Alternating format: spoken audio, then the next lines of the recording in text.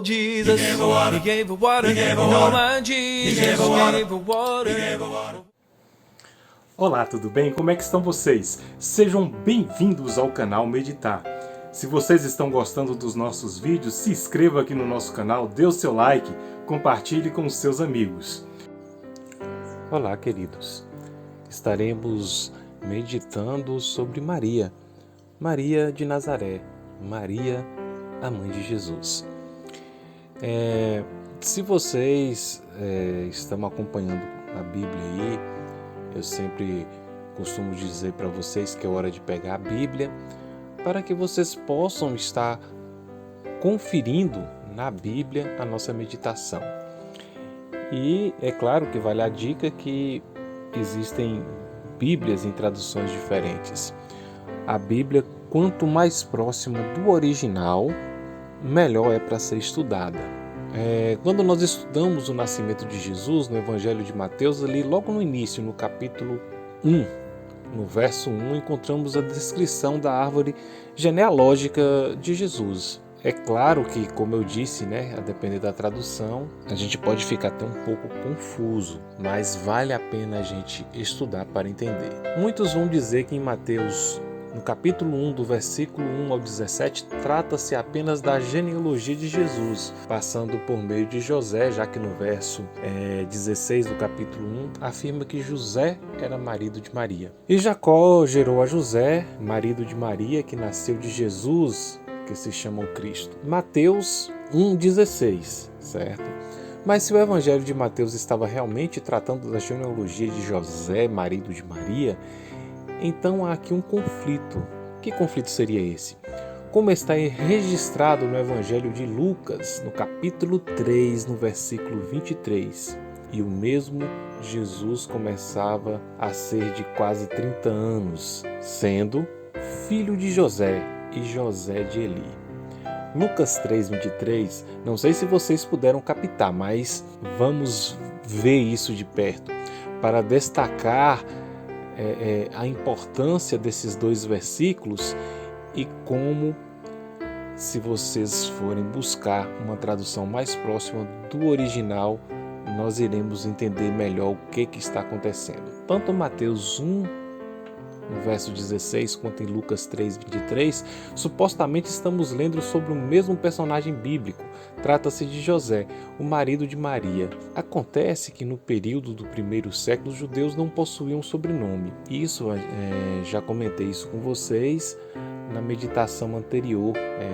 As pessoas não utilizavam sobrenome, Então, geralmente, ou utilizavam o local do nascimento da pessoa, como no vídeo passado, Maria de Madalena. Então, se utilizava muito, como falamos hoje, fulano é filho de fulano. Então, assim que eles utilizavam para identificar a pessoa. Era o que normalmente diferenciava o nome entre os judeus. Como, por exemplo, Josué, filho de Num.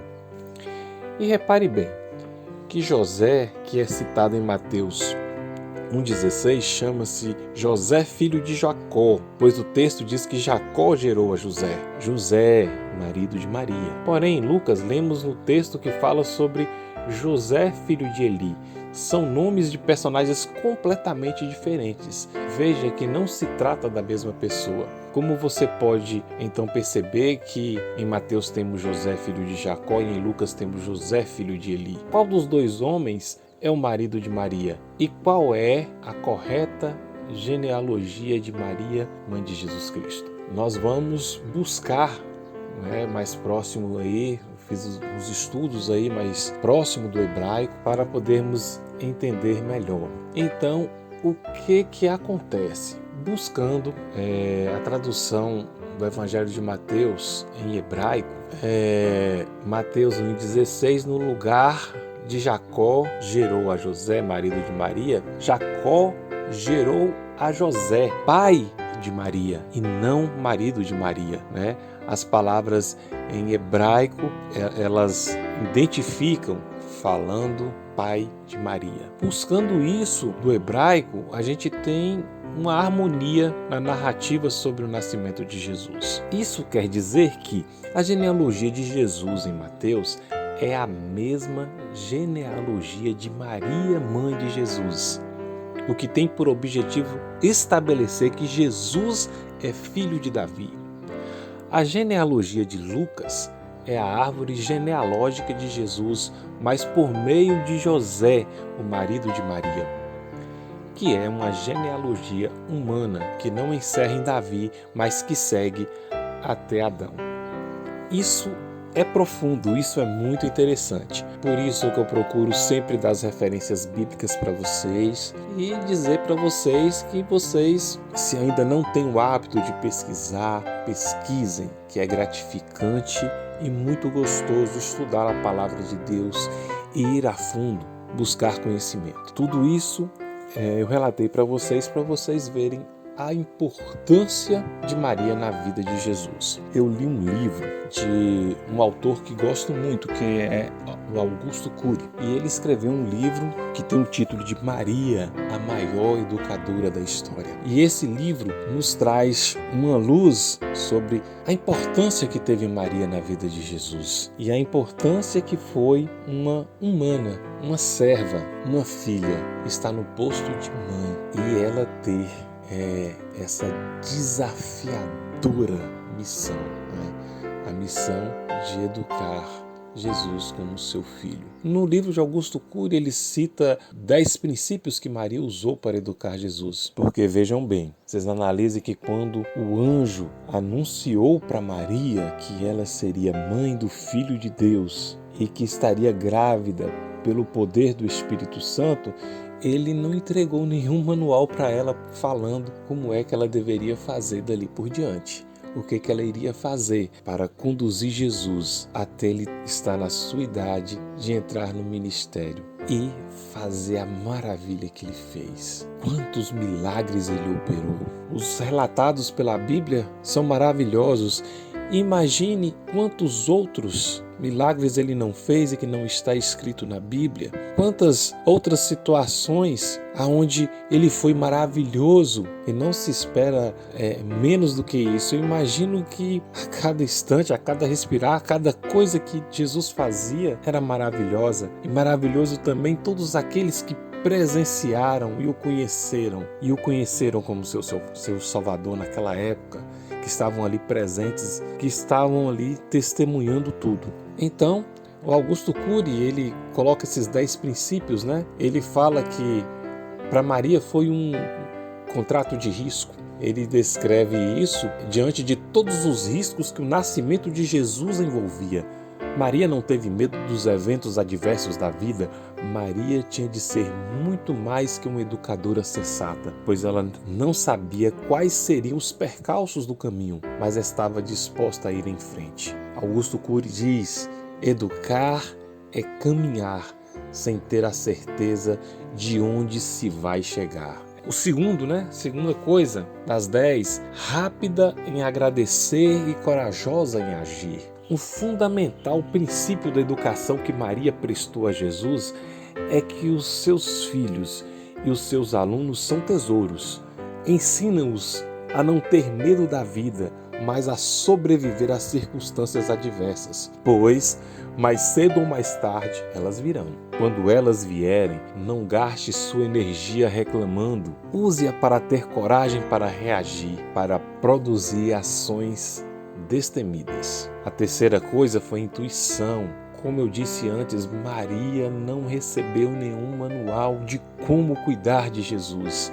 Então ela precisou da sua intuição, a sua intuição de mulher, a sua intuição de mãe, a sua intuição de serva, a sua intuição de quem estava ali com uma missão maravilhosa e muito desafiadora. Em cada situação complexa, ela tinha de se abrir inteiramente para procurar respostas para situações inesperadas. A intuição era sua bússola, como diz Augusto Cury. O quarto ponto é que educar um filho para servir à sociedade. Segundo Cury, educadores respeitados preparam os jovens para andar na luz. Maria foi mais penetrante. Sonhava que seu filho fosse luz. A diferença é grande e as consequências dessa trajetória educacional são muitas. Quem anda na luz precisa ser conduzido. Quem é luz tem o compromisso social, ajuda os outros a caminharem, areja a inteligência de terceiros. Um quinto ponto, a espiritualidade de Maria teria que ser sem igual. Ela não podia em nenhum ponto mais duvidar. E é claro, ela já estava vivendo isso a partir do momento que um filho foi gerado, ela ainda sendo virgem. É notável que um menino cresceu sem privilégios sociais, mas com grandes privilégios intelectuais. Não se sentou nos bancos de uma escola clássica, mas fez reuniões fantásticas com sua mãe na escola da existência. Assim, faz uma metáfora, Cury. O canal de comunicação de Maria com Deus não era fundamentado em rituais, palavras decoradas, sacrifícios programados, mas num diálogo aberto, singelo, sem barreiras. Nós diminuímos Deus no teatro da nossa mente. Maria teve a ousadia de dizer que o engrandecia, o exaltava, o condecorava. O sexto ponto, a proteção da emoção. Respeitados educadores ensinam os jovens a ter cuidado com os seus objetos, não destruir seus materiais didáticos, não manchar suas roupas e cuidar do seu corpo, evitando acidentes e tendo higiene pessoal. Mas esquecem de ensiná-los a proteger o mais difícil espaço de ser humano, a sua emoção. Sétimo ponto, a ambição interior. Muitos pais nunca prestam atenção na necessidade vital de estimular seus filhos a ter ambição interior. A maioria os coloca na escola, atribuindo a ela uma responsabilidade que é deles. Isso é uma crítica muito boa e muito inteligente que Augusto Cury faz aos pais. Oitavo, a contemplação da natureza. De acordo com Cury, Maria conseguia mais do que admirar a natureza. Ela a contemplava. Contemplar a natureza é observar atentamente, penetrando nos detalhes mais ínfimos, captando cenas únicas que só um olhar contemplativo pode enxergar. Além da observação atenta, contemplar significa também abrir um leque da inteligência e se colocar diante de um som ou de uma imagem e se deixar encantar, se envolver. Jesus analisava o comportamento humano da mesma forma que contemplava a natureza. Assim, diversas ideias surgiam em sua mente, tendo como pano de fundo a reflexão feita com base na natureza. Um nono ponto, a inteligência para construir um projeto de vida e disciplina para executá-la. Maria teceu seu projeto de educar o Filho do Altíssimo. Todo seu ser foi envolvido nesse projeto. Suas metas eram claras.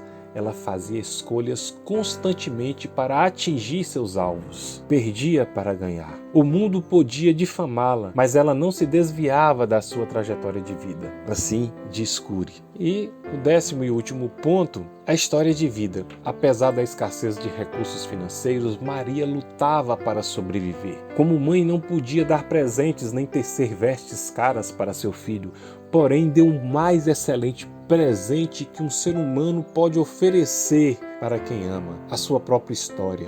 Dar a própria história com suas incoerências e dificuldades, e não apenas com os seus acertos. É o mais excelente princípio para a formação da personalidade de uma pessoa. O excelente educador é o que abraça quando todos rejeitam, contando as suas próprias rejeições. É o que aplaude os que jamais subiram no pódio, revelando seus fracassos. É o que encoraja os que querem desistir, revelando os momentos em que ficou inseguro. E o que ensina a chorar, contando as suas próprias lágrimas. E assim finaliza tudo.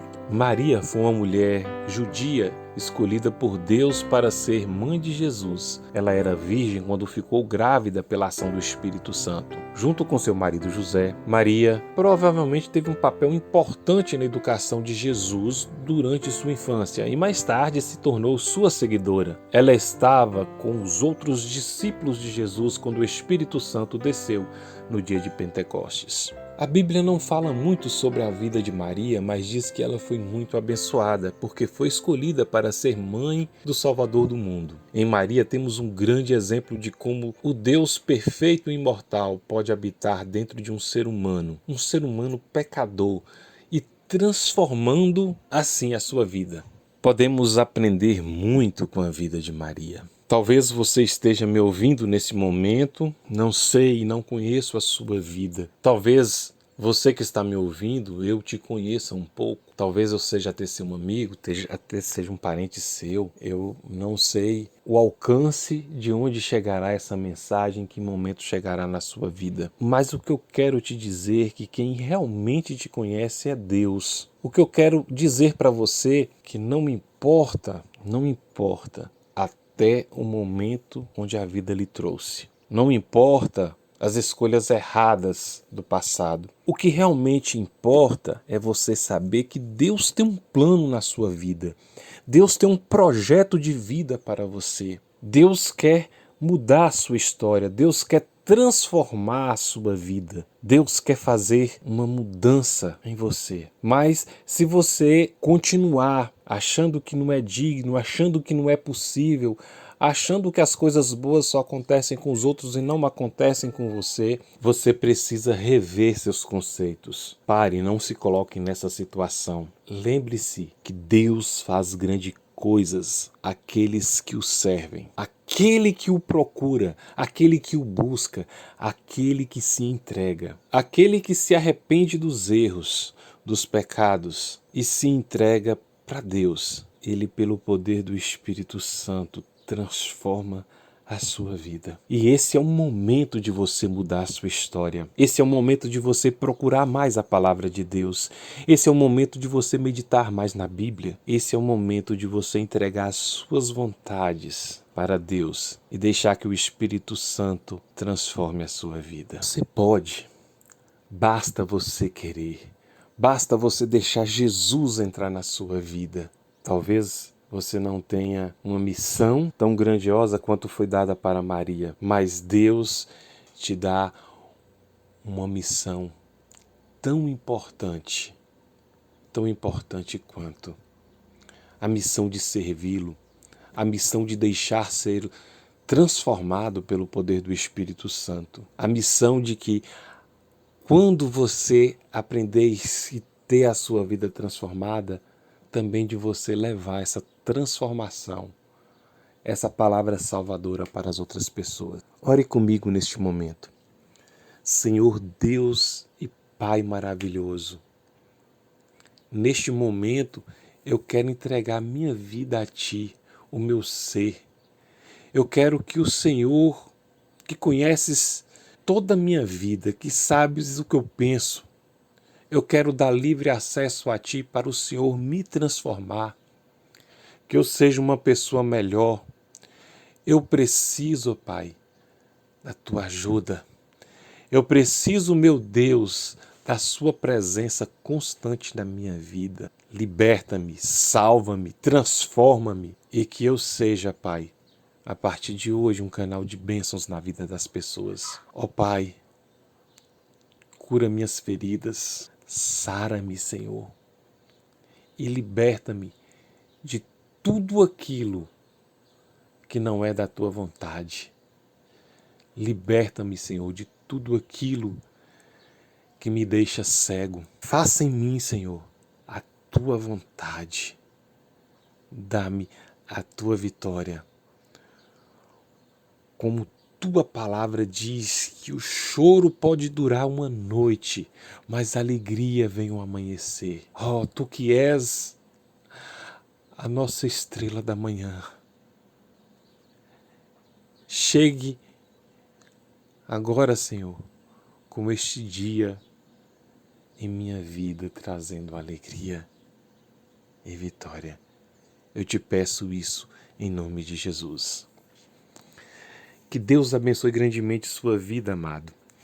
Se você está gostando dos nossos vídeos, não se esqueça de se inscrever.